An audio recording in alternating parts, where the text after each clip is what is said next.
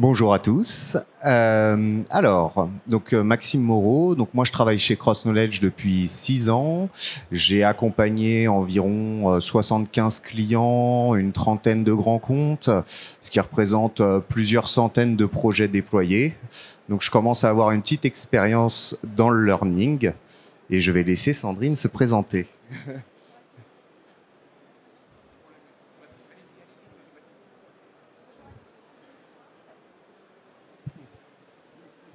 Bonjour à tous, Sandrine Oligua de Accor Invest. J'ai rejoint Accor Invest en 2017 au moment de la création de l'entreprise et je suis en charge aujourd'hui de l'équipe People Development qui inclut le learning.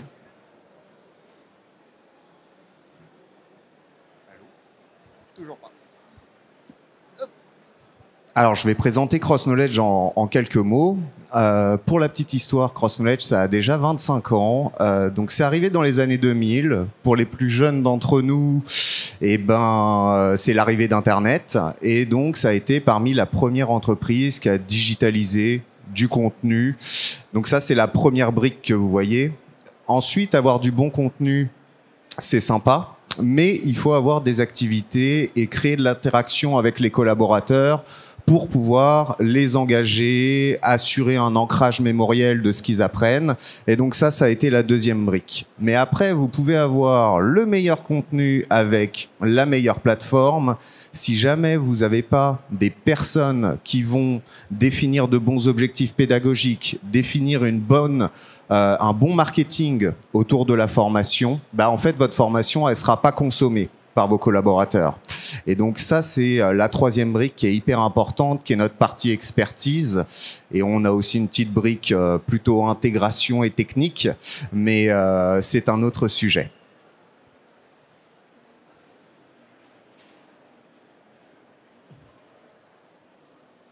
Je vais vous présenter rapidement Accor Invest. Donc, Accor Invest, comme son nom l'indique encore pour quelques mois, est issu d'un spin-off avec le groupe hôtelier Accor. On a été séparés en 2017 et en 2018. Donc, aujourd'hui, Accor Invest ne fait plus partie du groupe Accor. On est opérateur et propriétaire d'hôtels, 660 hôtels aujourd'hui, principalement en Europe et sur l'éco et le mid-scale.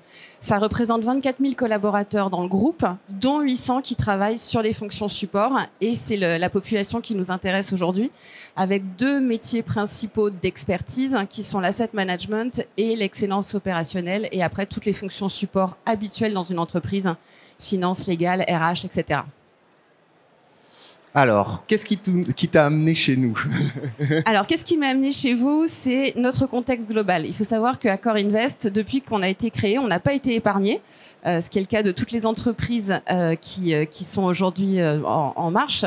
Mais alors qu'on a été créé en 2017, en 2020, il y a un truc qui s'est appelé le Covid, alors qui a touché tout le monde. Mais quand on est un groupe hôtelier qui vient de naître, ça touche particulièrement, puisque d'un seul coup, 90% de notre chiffre d'affaires a disparu. Donc évidemment, très fort endettement. Donc on en est ressorti plus fort, puisqu'on en est ressorti déjà. Et on en est ressorti plus fort, puisqu'on a commencé une transformation, notamment avec des besoins de digitalisation qui ont été clairement identifiés. Donc entre 2021 et 2022, on a vraiment mis en place un gros plan de transformation, principalement sur les outils et les process. 2022, crise des taux d'intérêt. Quand on est fortement endetté, forcément, ça remet à nouveau l'entreprise dans une situation compliquée. Et du coup, on a retravaillé depuis 2022-2025 sur une restructuration de la dette qui passe chez nous par une restructuration du portfolio. Donc, on a commencé à vendre des hôtels et à réduire l'activité. Et malgré tout ça, du coup, en plus, on lance en 2025 la nouvelle identité du groupe. Donc, on ne s'appelle plus Accor Invest à partir du mois d'avril. Donc, on est en train de mettre en place une nouvelle culture. Donc, autant vous dire que ça bouge beaucoup sur les sièges et que les gens sont dans un contexte d'incertitude permanent. Et au milieu de tout ça, on essaye de créer de la culture, de l'engagement et une volonté de construire quelque chose ensemble. Et donc, du coup, avec ce contexte, il y avait pas mal d'enjeux associés que je vais te laisser aussi présenter.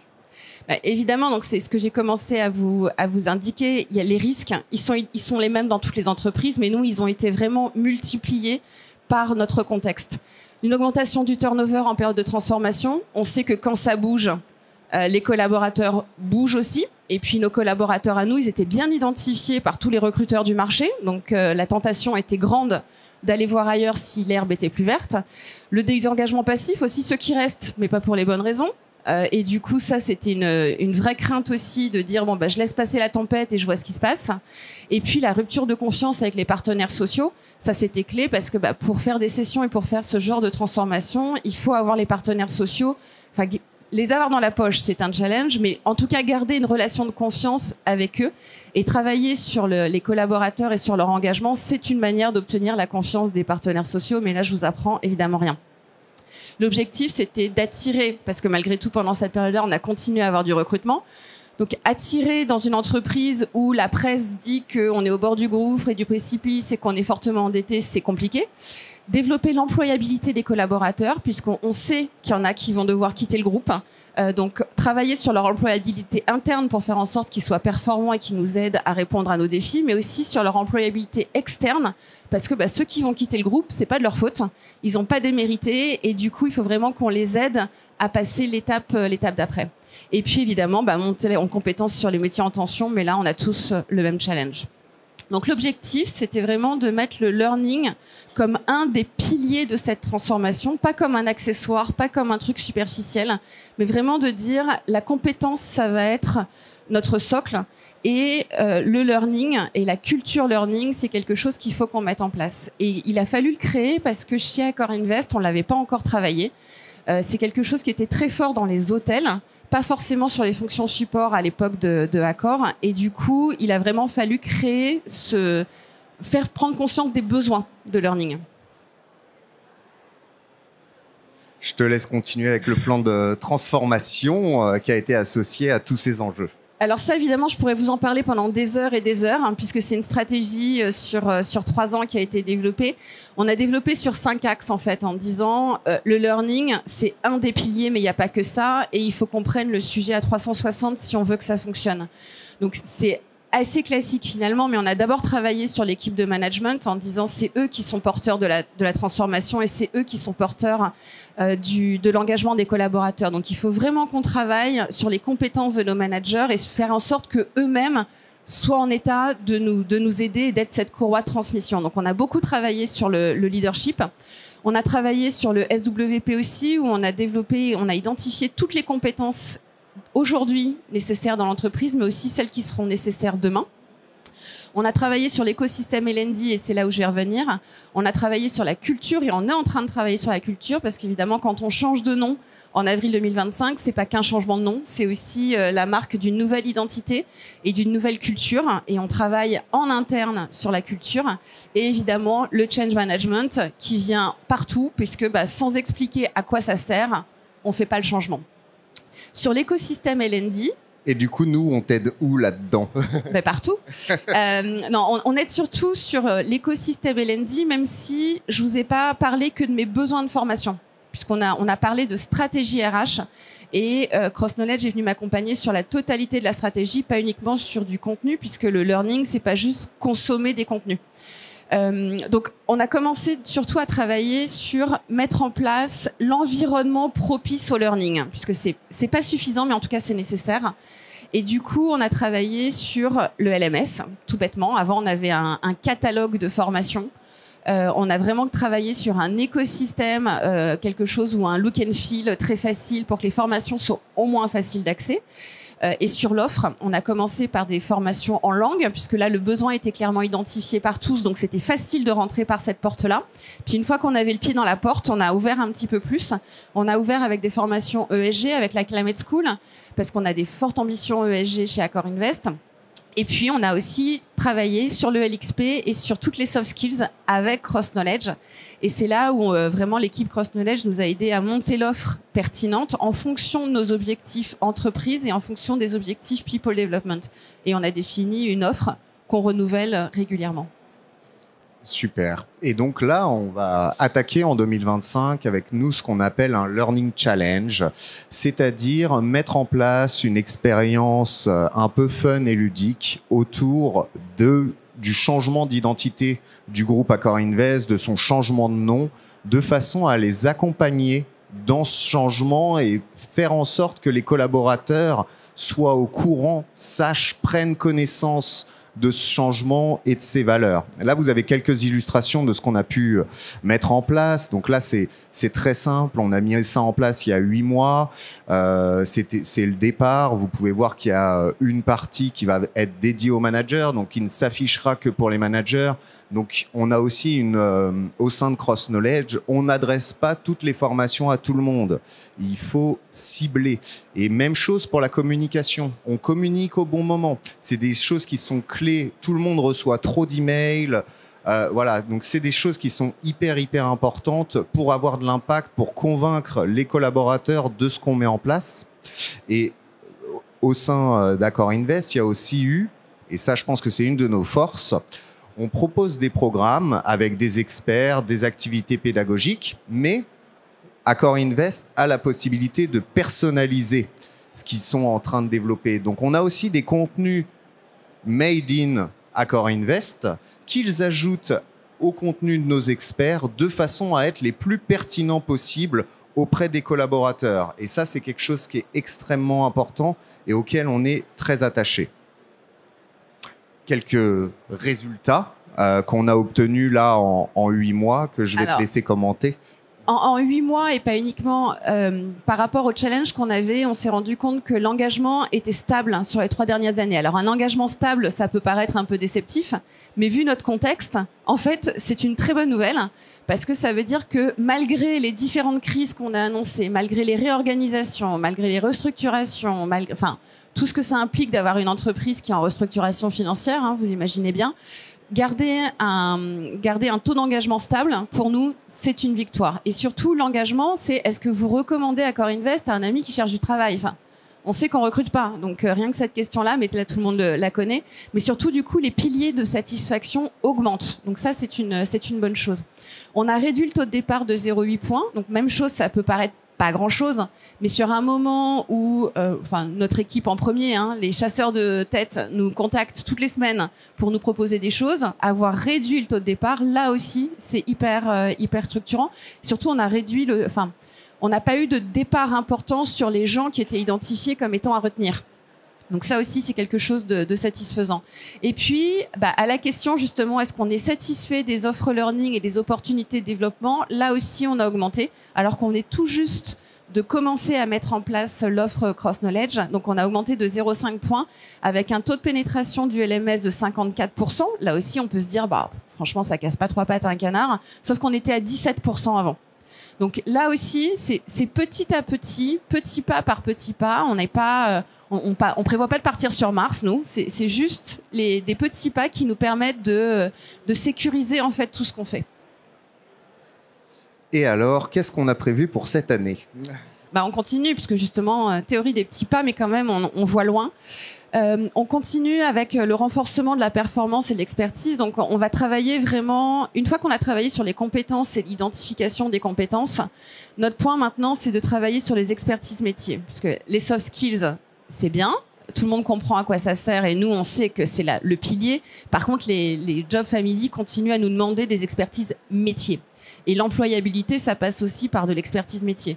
Donc, on va travailler sur les formations des compétences techniques. Pour ça, on va commencer à impliquer de plus en plus les experts métiers, les Job Family, et en utilisant un outil qui est partenaire de Cross Knowledge, qui est Elucidate, qui nous permet en fait, qui est un éditeur de formation très pratique et qui nous permet, en fait, on passe du PowerPoint animé, un peu pénible, qu'on avait il y a 2-3 ans sur toutes nos formations légales et compliance, notamment, à quelque chose de plus interactif, qu'on peut faire homemade. Donc ça, c'est très positif pour nous. On va également élargir l'offre avec des contenus spécifiques qu'on a achetés sur étagère quasiment. Donc, on a commencé avec les entretiens annuels, puisque comme toutes les entreprises, le premier trimestre, entretien annuel.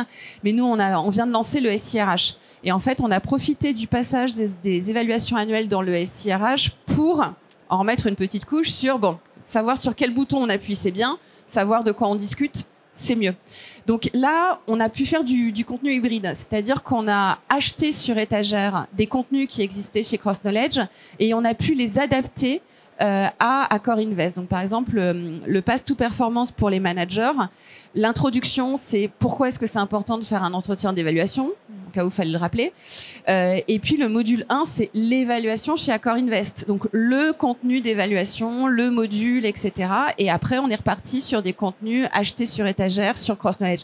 Le collaborateur, il est incapable, à part quand il voit vraiment ce qu'on appelle Pipoline, le SIRH, il se dit tiens, ça c'est du Accor Invest, mais sinon, il ne voit pas à quel moment dans l'expérience il bascule sur du contenu interne ou à quel moment c'est du contenu acheté.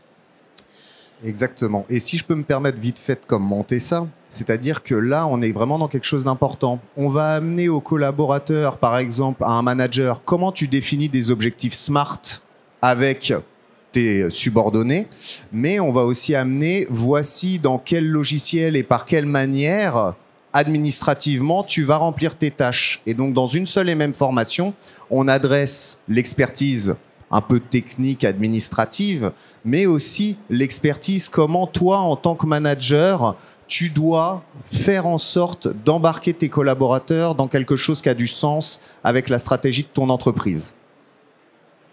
Le deuxième gros projet de l'élargissement de l'offre, c'est un contenu qu'on a acheté sur étagère qui va être autour du well-being et de la santé mentale. Parce qu'il y a eu des experts qui ont travaillé dessus et du coup, le projet nous allait bien comme ça. Et celui qui va beaucoup nous occuper cette année, c'est la nouvelle identité.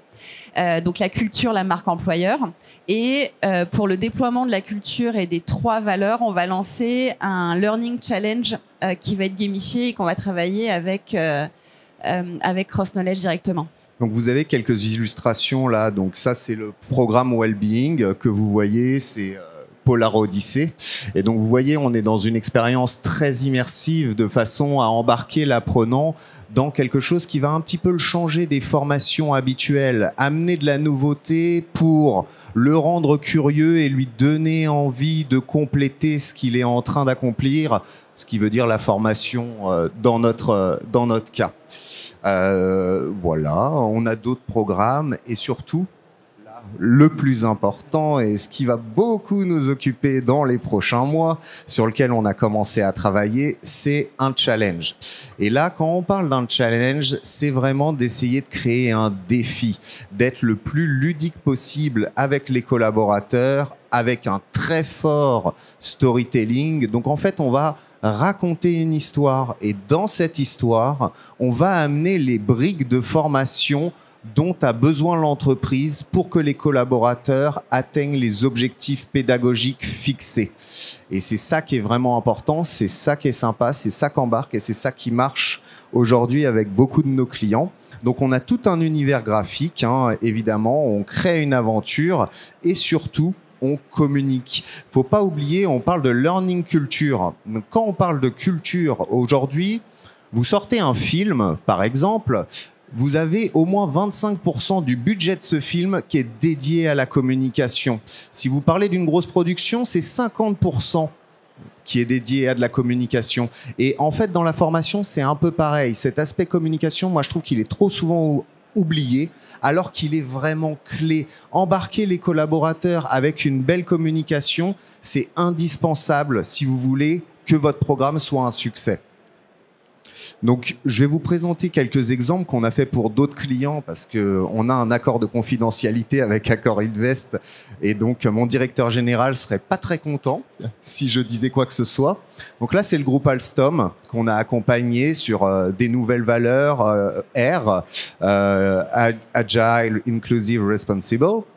Et vous voyez un petit peu les résultats qu'il y a pu avoir. Et en fait, là, tout l'objectif, c'était de passer les différentes valeurs et à la fin, pour les collaborateurs qui terminaient cette formation, de leur permettre de financer une association. Donc, c'est une incentive, c'est un petit cadeau qu'on fait aux collaborateurs et qui va l'aider, ou en tout cas qui va le motiver encore plus à venir compléter la formation. C'est un peu le principe de la carotte qu'on pourrait appliquer avec ses enfants. C'est vraiment la même chose et ça, c'est quelque chose qui est clé aussi. Donner une petite récompense qui va pas coûter grand-chose à l'entreprise, mais qui va faire une énorme différence en termes de taux de complétion, en termes de NPS, donc vraiment de résultats qualitatifs de la formation, c'est hyper important. Donc ça, c'est un premier exemple. J'en ai un deuxième que j'ai fait avec un autre de mes clients. Et là, c'est un grand groupe industriel français très très connu aussi, qui s'appelle Lactalis. Et donc là, l'enjeu pour eux, donc ils ont beaucoup de croissance interne évidemment, mais aussi beaucoup de croissance externe. Et donc, il faut pouvoir aligner les comportements et les pratiques au sein du groupe. Et donc là, eux, ils ont défini 4 valeurs que vous pouvez voir sur la slide. Et ce qui est hyper important de comprendre aujourd'hui, c'est que grâce au digital, on peut créer des activités interactives très sympas. Donc par exemple, pour le care, pour illustrer la valeur care, qu'est-ce qu'on a fait? On a défini la valeur care auprès des collaborateurs et ensuite, on leur a ouvert un petit challenge qui était de télécharger une application mobile de méditation et de faire de la méditation pendant 7 jours. Cette partie-là, on ne l'a pas traquée. On n'a pas suivi s'ils l'ont fait ou pas. C'est pas l'objectif. L'objectif, c'est quoi? C'est qu'ils comprennent qu'est-ce que veut dire care au sein du groupe Lactalis et comment on veut le mettre en œuvre dans l'entreprise. Et ensuite, il y a un petit bonus. Et en fait, ce petit bonus, c'est ça qui motive le collaborateur à faire sa formation. Pour le share, grand groupe international, on leur a proposé de poster au sein de la plateforme une petite vidéo ou une petite photo pour illustrer une culture locale, une coutume locale. Et donc ça a super bien marché. Et le prix final, c'était de venir visiter Paris et le siège de Lactalis en France. Et je peux vous dire que d'un point de vue employabilité pour Lactalis, ça a été génial. Et ce qui est encore mieux, c'est que quand on met en place ce genre de programme, c'est pas du one shot. C'est-à-dire qu'ensuite, on l'inclut dans l'onboarding des collaborateurs. Donc en fait, c'est un investissement sur du long terme. Parce que maintenant, dès que ces deux groupes rachètent une entreprise, ils passent par ces programmes. Et donc, c'est très, très rapide, très court, très peu coûteux, parce que tout est déjà fait. Il y a des petites adaptations à gauche, à droite, mais on parle vraiment de choses minimes. Et donc, ça permet d'aller très vite. Alors, pour Accor Invest, quelles sont vos attentes par rapport à notre challenge qu'on va lancer ? Par rapport à ce challenge, le but, c'est de continuer à impliquer les collaborateurs. Les collaborateurs, ils ont été impliqués dès le début, puisque, par exemple, le leadership model, il a été défini par un groupe de 11 managers en interne. On a identifié 11 talents, des gens qu'on a identifiés avec le COMEX en disant ceux-là, ils représentent vraiment ce qu'on aimerait être demain. Et du coup, on a travaillé en 3 workshops, donc 3 après-midi avec eux, donc 12 managers qui venaient de différentes filières et de différentes régions. Et en 3 workshops de 4 heures, on a défini un leadership model avec les définitions par rapport aux valeurs. Qu'est-ce que ça veut dire pour nous en tant que manager? Qu'est-ce que ça veut dire en termes de principes d'action? Et qu'est-ce que ça veut dire en termes de comportement?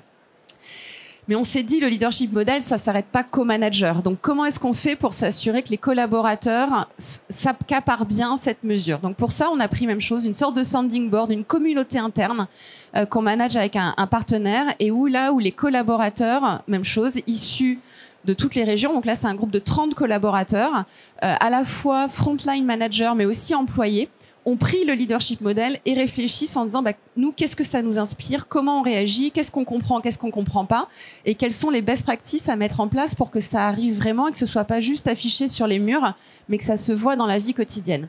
Donc en fait, tout ça, on le définit pas avec le COMEX, on le définit pas avec des consultants, on le fait avec les collaborateurs. Donc il fallait pas qu'on se prenne les pieds dans le tapis sur la dernière étape, qui est la livraison en fait. Et la livraison, ça veut dire qu'il faut que chaque collaborateur, à nouveau à un moment où tout le monde va être très occupé et très très excité par le nouveau nom et le nouveau logo, surtout qu'on leur dise c'est pas ça qui est important. Ce qui est important, c'est les valeurs. Et du coup, c'est de leur faire comprendre que ça nous ressemble, c'est nous en un peu plus beau, c'est nous le 31 décembre en fait, quand on est très beau. Mais c'est nous quand même. Et du coup, c'est vraiment leur faire comprendre qu'est-ce qui est attendu, qu'est-ce qui est valorisé, qu'est-ce qui n'est pas accepté aussi, et en quoi est-ce que ça joue dans leur employee experience. Donc là-dessus, moi, j'attends Cross Knowledge là-dessus, bien évidemment. J'attends beaucoup de support parce que l'équipe, c'est pas une grosse équipe. Donc c'est là aussi où je m'appuie sur l'expertise de Cross Knowledge pour m'aiguiller parce que moi, j'ai pas le temps de faire de la curation de contenu dans tous les sens. Et puis aussi, justement, moi. Quand j'ai expliqué ma stratégie 2024-2025, Cross Knowledge m'a dit écoute, nous on a déjà fait des challenges, on peut te montrer des choses qui existent, et j'ai pu faire mon choix en disant ça j'aime bien, ça non, ça j'aime bien aussi, et puis du coup on fait un truc à nouveau qui se base sur ce qui marche bien, mais qui réinvente pas la roue, mais on réinvente des morceaux de roue quand même parce qu'on veut que ce soit Accor Invest. Et le partage des enjeux RH avec votre partenaire, c'est indispensable. Si vous voulez qu'on adresse de la meilleure façon vos problématiques, il faut qu'on puisse avoir l'overview que vous avez. Et si on a ça, nous derrière, pour vous conseiller, parce que par exemple, sur les comptes qu'on accompagne, il y a toujours une personne comme moi, assez expérimentée, qui va accompagner et qui va conseiller le client. Et ça fait partie du contrat. Hein. Donc, c'est pas quelque chose de payant, de supplémentaire. Donc, voilà, il y a toujours quelqu'un avec de l'expérience dans le learning pour vous accompagner et qui est là vraiment pour vous conseiller en fonction de vos enjeux RH et de ce que vous voulez accomplir. Voilà. Et si vous avez bien sûr des questions, n'hésitez pas à venir au stand L32. J'y serai avec Sandrine et on pourra manger une crêpe. Et ça, c'est super cool. Et c'est pas nous qui faisons les crêpes.